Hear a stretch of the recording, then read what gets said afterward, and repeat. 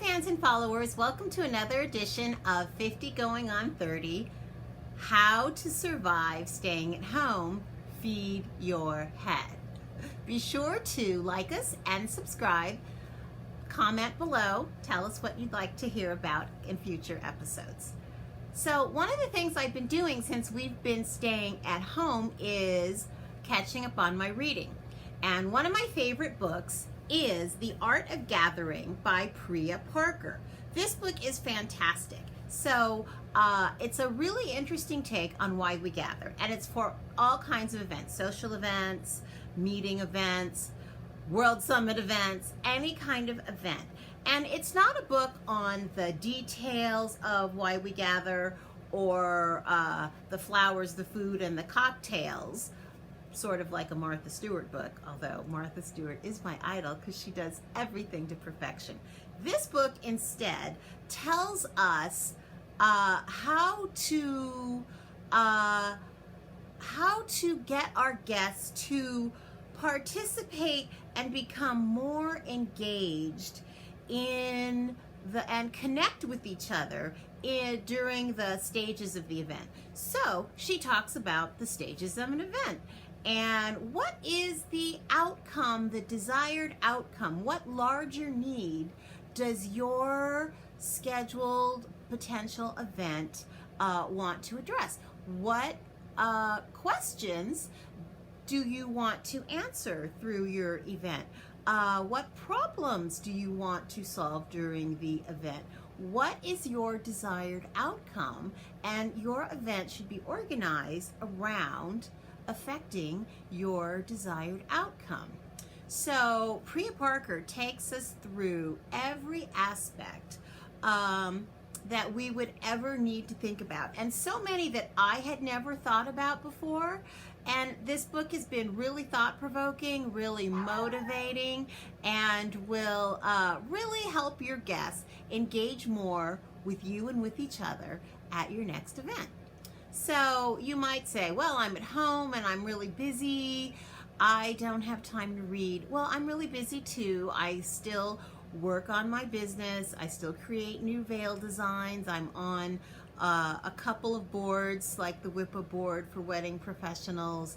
So I've discovered Audible. Audible is the best. It's an app you can download onto your phone or your iPad, and you can listen to the book of your choice. So when you are working, when you are sewing, when you are cooking dinner for your family, remember the special 2 nights a week, have dinner with your family, you can listen to Audible. It is such a time saver. I love multitasking, and this is, kind of helping me up that alley. I can focus my thoughts on the book and what she's saying. I can rewind and listen to it again later.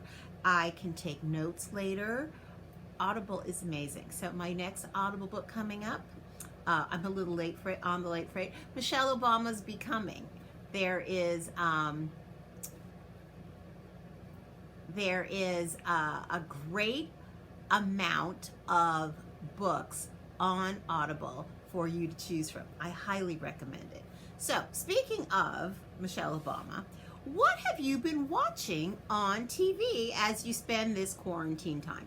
So, I have been binge watching, like everybody else, Netflix and Amazon. So, I can't tell you which platform my favorite shows are on, but my favorite shows. So there's some documentaries I really like. The most recent one I saw was about Michelle Obama, which made me really want to read her book.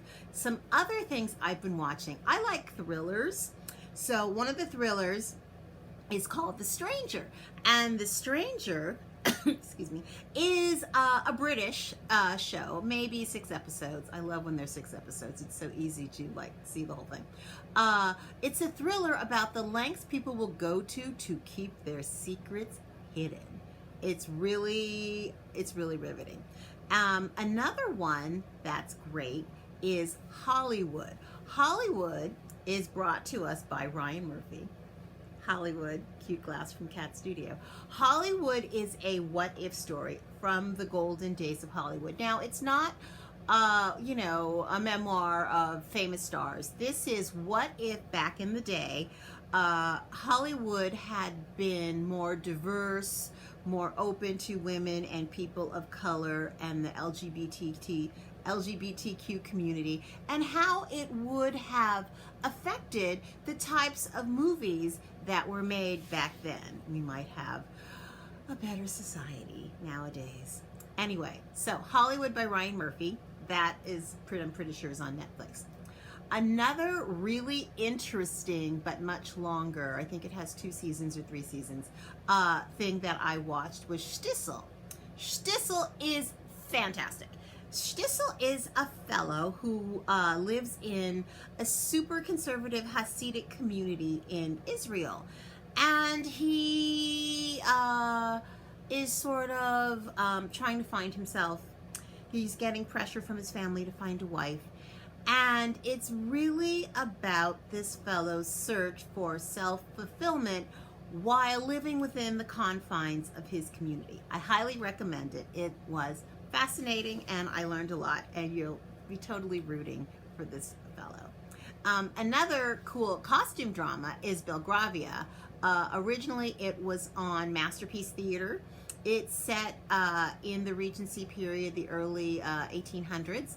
And if you're a lover of Jane Austen, as I love all things Jane Austen, you'll really like Belgravia. The costumes are amazing. The story's charming. 6-8 episodes, quick. It's really good. So check that out. Something I just started watching, much closer to home, another historical drama, is City of Angels. Because I'm an LA girl. LA is the City of Angels. City of Angels is from the people who brought you Penny Dreadful. And Penny Dreadful has you know, a supernatural element, and I've only seen 2 episodes of this so far. So there is a somewhat of a supernatural element, but not so much. So the fellow, Sal, is one of the first Latino, or the first Latino police officer for the infamous LAPD, and some of the issues that arrive from that, and how he has to handle this difficult situation. And then the next thing I'm going to watch is a mystery thriller of these 2 older women in their 60s, possibly 70s. They're sisters from a tiny town in Maine. And I've only been to Maine twice, but it seems to be mainly tiny towns. Anyway, so they, some traumatic event happens, and then they go on a quest to solve the mystery, which uncovers lots of secrets of their sleepy little town in Maine. So, happy watching. Stay tuned. Be sure to like us, subscribe, comment below what would you like us to talk about in future episodes. Wear something cute for your family, loft.com outlet. And check out the links below, and we'll see you soon in our next episode of 50 Going on 30. So this is Julie signing out, and we'll see you soon. Bye-bye.